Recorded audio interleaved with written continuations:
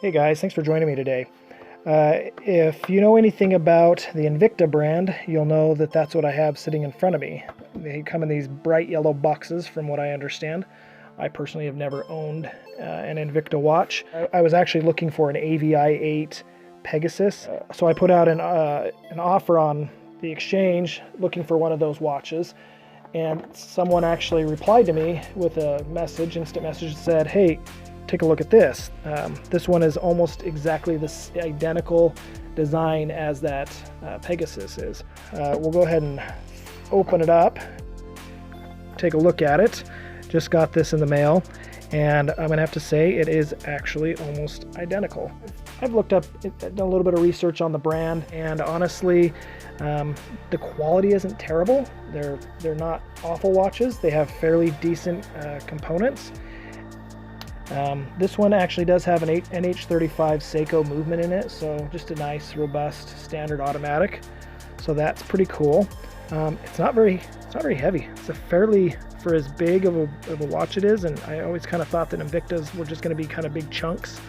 This isn't very heavy. Let's see, it's a 14.5 millimeters thick, and this is a, let's see, a 46 millimeter case, so it's a little bit on the larger size, but I actually prefer my watches. Just like today, I've got my Jerome Lamar Chagall on. I've got it on this NATO, not a NATO, but this nylon Zulu diver from Watch Gecko. I'm sporting this today. It's St. Patrick's Day weekend tomorrow, so I gotta get my green out. Pretty sweet. So these ones, they've got some funny things that Invicta does. They come up with their own names for different types of things. It doesn't have a sapphire crystal. What it calls is, it's like flame forged, which I guess means it's a they actually use a quartz or whatever type of crystal on it, but it has a sapphire coating, I guess, that they kind of adhere to the top of it. So they come up with these cool names so that it sounds like it's high quality, but it's not the same as having a sapphire crystal like you would see on a watch like this. But honestly, it's not terrible looking. It's a nice looking watch.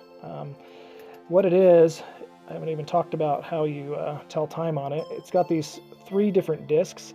It's got that outer one that I guess indicates the hour, and as it scrolls through there, so I guess that would mean it's 12:30, 12:35, and it moves around.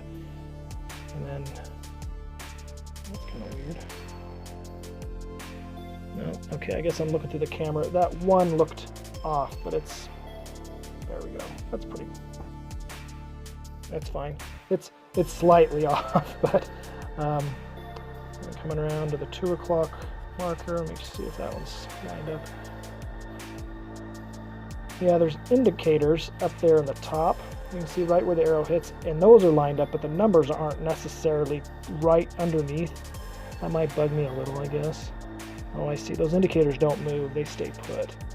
And those numbers just kind of come underneath. So when they actually hit the hour, it's pretty close. That's kind of a stupid thing to get hung up on, but those are some of the first things that I want to really look at when you're looking at qualities, is whether those things all, indices in your hands, if they line up and stuff. Like I said, an automatic movement. Got this open case back. Whoops, I keep getting my camera.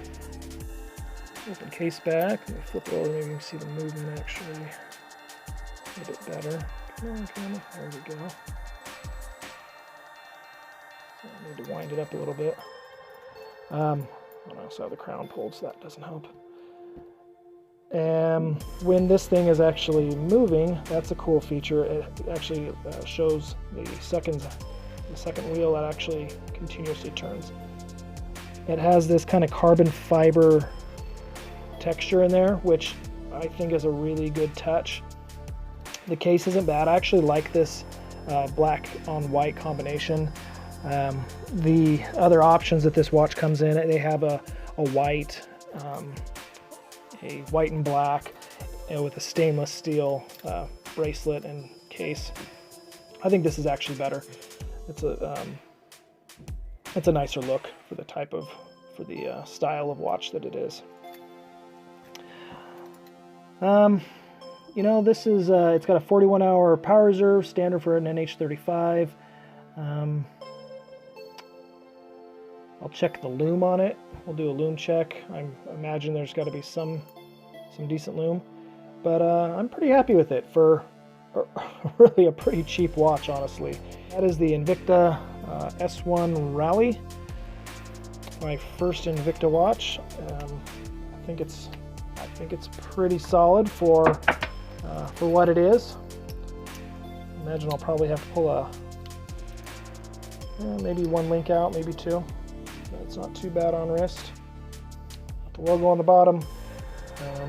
We'll see how it wears in time. Hopefully this coating doesn't wear off like on my Fossil. I have a black Fossil, and it's got a black buckle down here, and the outside is black, and the paint it wore all off, and I had to recoat it.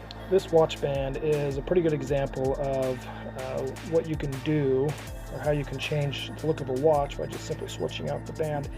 The band that I had that originally came on this Invicta was kind of this. It was kind of crappy. Wasn't very impressed with it.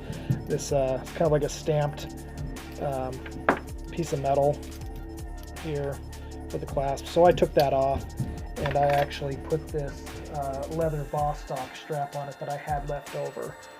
And it was off of came with the Bostock North Pole that I had. And I think it actually kind of helped.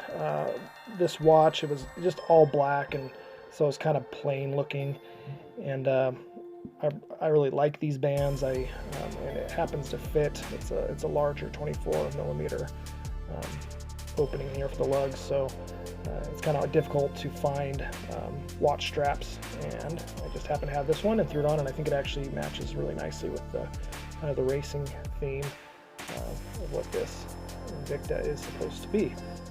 Okay guys, well that is my watch for today, the Invicta S1 Rally, my first Invicta watch. I put it in my collection. If you have any comments, please leave them below, and please subscribe. I've got more watches to bring you, and I'll see you guys next time. Thanks for tuning in.